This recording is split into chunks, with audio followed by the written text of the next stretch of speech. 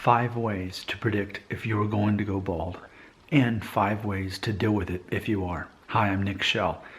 I'm not an expert, but I am a YouTuber who specializes in this. I've discovered some theories, and I think this is really adding up. As I've talked to hundreds of subscribers over the last couple of years, I've seen some reoccurring patterns here, and I think I'm onto something and I want to share it with you. So let's get to it. What's the first way that you can predict whether or not you are going to lose your hair? First, you want to check for signs of hair loss. Now, what are those signs? Here's what's not a sign. If you're having some mild recession on your hairline, that's not something to worry about.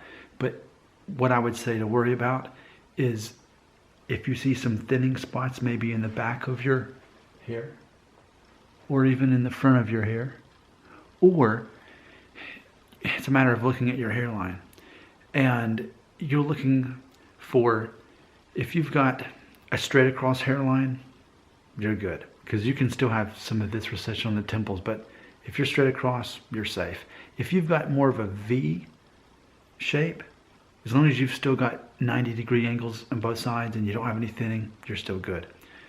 But if you're like me and what's considered a Norwood 3, those first two are Norwood 1 and 2. Norwood 3, though, is when you actually have rounded off corners and it's more of an M shape. See, I don't have that 90-degree anymore. It's an M shape. See that? If you're at that stage, that is considered officially receding hairline, and actually the beginning stages of the balding process, especially if you've got thinning spots that you can see as well. So where do you stand on that first? Just by looking. Do you have any thinning spots? When your hairline, is it straight across or a V shape? Those are the things you're looking for. So if you have no thinning and your hairline straight across or a V shape, you're good for now.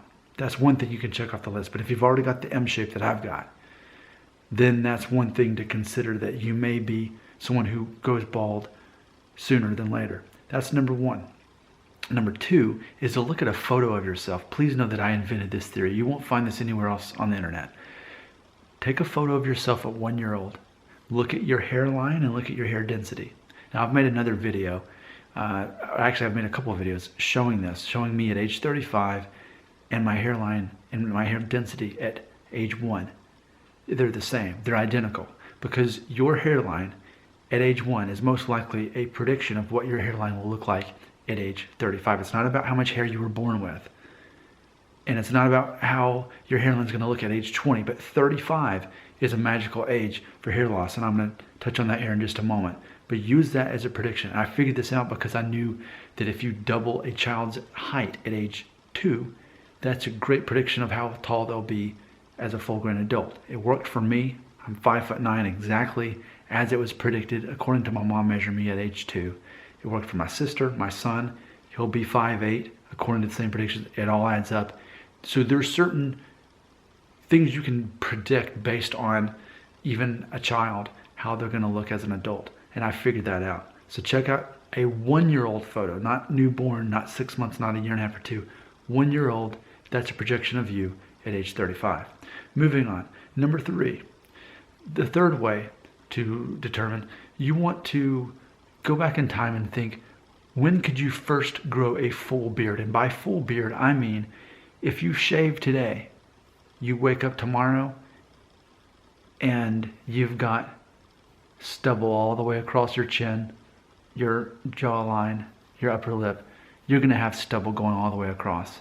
If you shave today, tomorrow when you wake up, you're going to have that. If you can grow a full beard, but after a few days, no one really noticed that you haven't shaved, then that's not for you. I'm saying if you could grow a full beard by the time you graduated high school, then you're much more likely to go bald sooner. And I discovered this when I was in Thailand. I noticed that the men would be in their mid-50s, have all their hair, could barely grow a mustache or goatee. And I thought that's the trade-off. That's kind of how it works. So those of us who were able to grow a beard in our youth and were hairier in our youth are the same ones who are going to be losing our hair sooner. Whereas I've interviewed several men age 50 and above. They've got all their hair. Guess what? They could barely grow hair under their arms when they were in high school and they were embarrassed by it. And they couldn't grow a beard until their 20s or maybe 30s. if they still can now. So there's definitely a connection there. So the third thing is, when could you grow a full beard? If you could grow a full beard by the time you graduate high school, you're more likely to go bald sooner. If you were in your 20s or out of high school before you could grow a beard, then that's a good sign as far as that trade-off goes. Now, number four thing to consider is your age now. See, age 35 is a magical age. That's the age in which basically you're all in or you're all out as far as going bald. I'm 36 and a half, but by age 30, I had already started noticing thinning up here in the back, and I noticed my corners were rounded off now, and I had the M shape at age 30. And so I realized, okay, this is my fate. And see, my theory on this is, if you reach that status, if you reach Norwood 3 by age 35, you're going to be like me. You're going to be someone who does go bald throughout the rest of his life.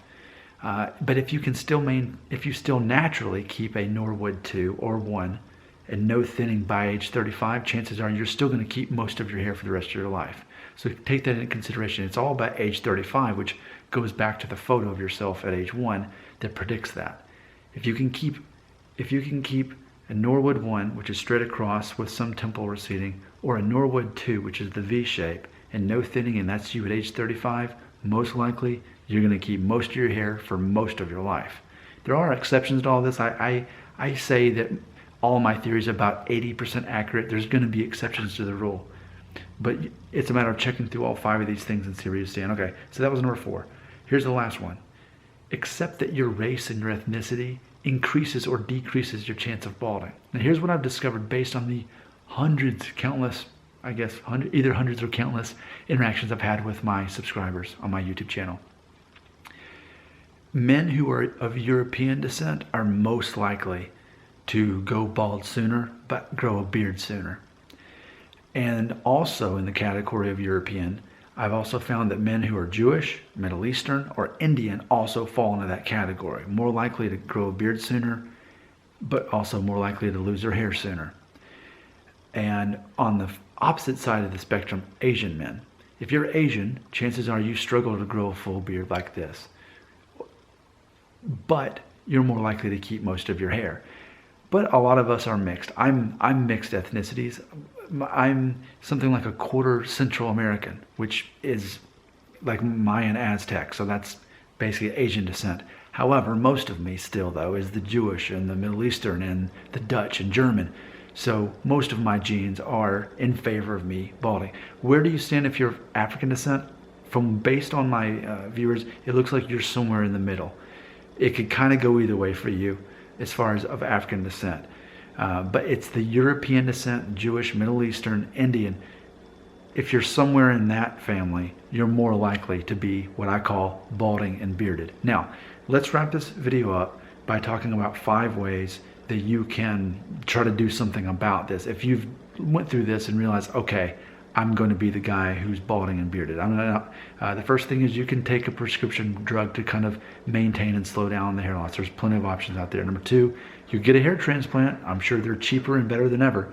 Number 3, you could have this tattoo pigment thing done on your scalp where they tattoo the appearance of hair, so you keep it really short, like buzzed, and it makes it, like older women will do this with like makeup. They'll do that. You can do it for your hair.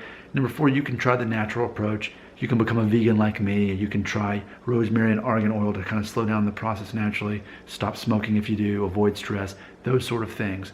Lastly, though, and to me this is where I stand, just accept your fate. Accept your new identity as someone whose DNA has already determined that he is going to go balder sooner, but he's going to have this beard. And hey, in the history of the world, it's never been cooler to shave your head or buzz it off. Embrace it. It shows confidence. It's edgy. It's cool. It's normal, you know. So that's the 5th option, and that's me. I'm a balding advocate. But some people are what I call hair loss helpers, and they want to try to prevent this or stop it. So I'm Nick Shell. Look in the description of this video. You can see a link to the blog post. There's like a 1,400 word version of this in a blog form and on Family Friendly Daddy blog. Check that out if you want to. Watch more videos if you like. I'm Nick Shell, and I invented this system.